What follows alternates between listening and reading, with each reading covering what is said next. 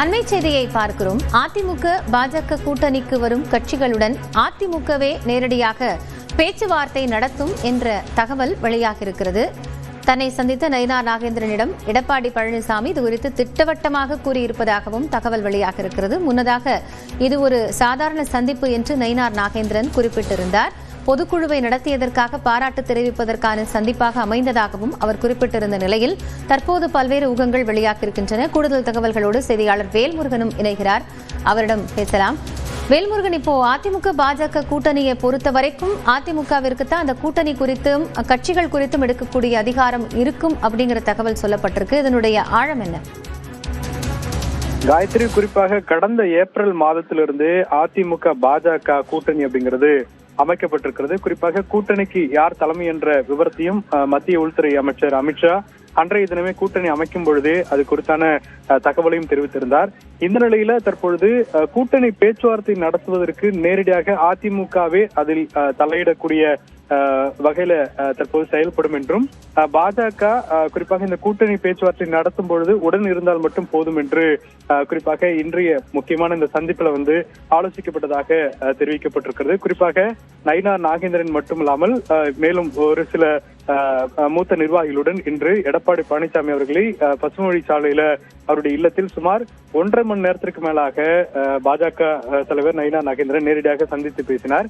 இதுல பிரதானமாக பேசப்பட்ட மிக முக்கியமான விஷயங்களாக உடன் இருந்த மூத்த நிர்வாகிகள் நமக்கு பகிர்ந்திருக்கிறார்கள். அதன் அடிப்படையில குறிப்பாக அதிமுக பாஜக கூட்டணியில தலைமை வகிக்கக்கூடிய கட்சியாக அதிமுக தான் என்று நேற்று பொதுக்குழுல தீர்மானம் நிறைவேற்றப்பட்டிருக்கிறது.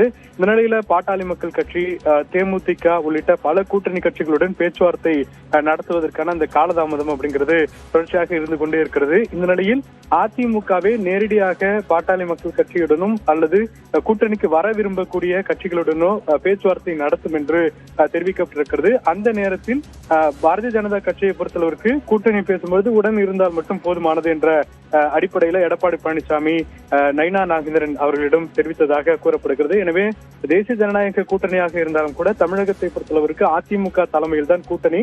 எனவே கூட்டணியில எந்த கட்சி இடம்பெற வேண்டும், அவர்களுக்கு எத்தனை தொகுதிகள் ஒதுக்கீடு செய்ய வேண்டும் உள்ளிட்ட அத்தனை முடிவையும் அதிமுகவே எடுக்கும் என்று நயினார் நாகேந்திரன் அவர்களிடம் எடப்பாடி பழனிசாமி எடுத்துரைத்ததாக தெரிவிக்கப்பட்டிருக்கிறது. காயத்ரி, வேல்முருகன், இப்போ அதிமுக பாஜக கூட்டணியை பொறுத்த மட்டும் ஓபிஎஸ் டிடிவி தினகரன் இணைவார்களா அப்படிங்கிற ஒரு கேள்வி இருந்தது. ஓபிஎஸ்னுடைய டெல்லி பயணம் கூட பல்வேறு ஊகங்களுக்கு வழிவிட்டது. இப்போ இந்த நேரத்துல அதிமுகவினுடைய ஒரு முடிவு அல்லது எடப்பாடி பழனிசாமியினுடைய இந்த முடிவு அப்படிங்கிறது எதை திட்டவட்டமாக சொல்வதா இருக்கு? நம்ம இதுல இருந்து தெளிவாக புரிந்து கொள்ளக்கூடிய விஷயமே அதுதான். கூட்டணியில எந்த கட்சி இடம்பெற வேண்டும் என்ற முடிவை அதிமுக தான் எடுக்கும் என்ற ஒரு அழுத்தமான ஒரு வார்த்தையை குறிப்பாக நயினார் நாகேந்திரன் அவர்களிடம் எடப்பாடி பழனிசாமி அவர்கள் கூறியதாக சொல்லப்படுகிறது. அதன் அடிப்படையில டிடிவி தினகரன் அவர்கள் ஏற்கனவே கூட்டணியை விட்டு விலகியிருந்தாலும் கூட அவர்களை கொண்டு வரக்கூடிய முயற்சிகளை தொடர்ச்சியாக தேசிய ஜனநாயக கூட்டணி சார்பில் பாஜக எடுத்துக்கொண்டே இருக்கிறது.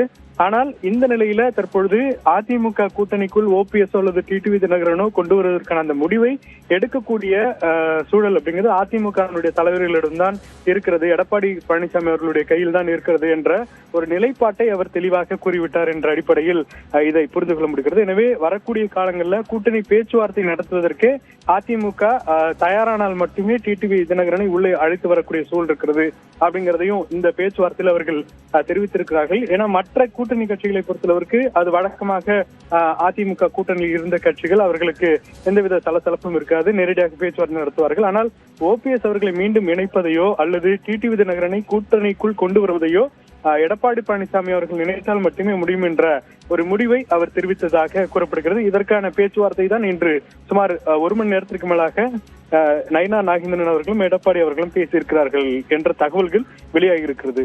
காயத்ரி, வேல்முருகன், நேற்று பொதுக்குழுவில் கூட எடப்பாடி பழனிசாமி அதிமுக பாஜகவினுடைய அந்த கூட்டணி வாக்கு சதவீதத்தை குறிப்பிட்டும் பேசியிருந்தார். அப்படி இருக்கும்போது இது அரசியல் களத்தில் என்ன மாற்றத்தை ஏற்படுத்தும் என்பதை பொறுத்திருந்து பார்க்கலாம்.